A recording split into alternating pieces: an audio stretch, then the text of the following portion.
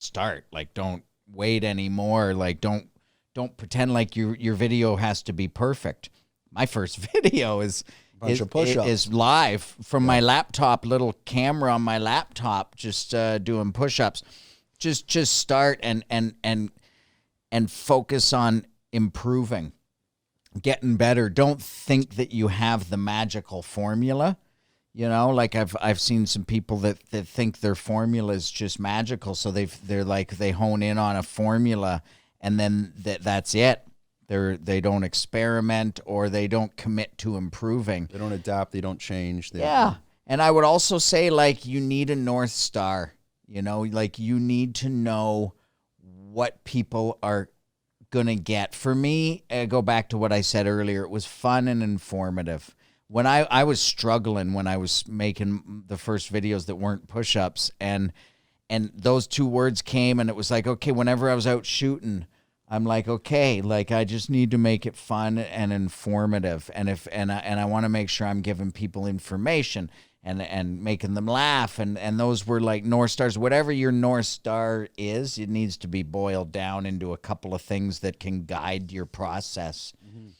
And then just, you know, focus on your strengths. Make sure you use them, whatever they are.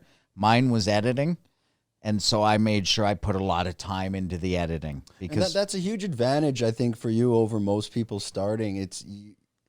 You're already leaps ahead of everyone because you have that editing skill. And it's very easy to go film. I can go film, but if you can't edit, you're kind of screwed, right?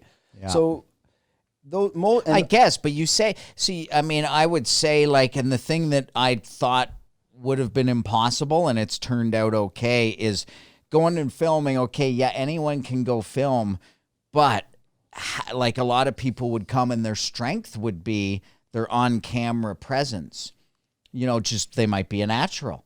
And okay, now learn how to edit. Like, this is the thing. Focus on your strengths and work your ass off to top up your weaknesses.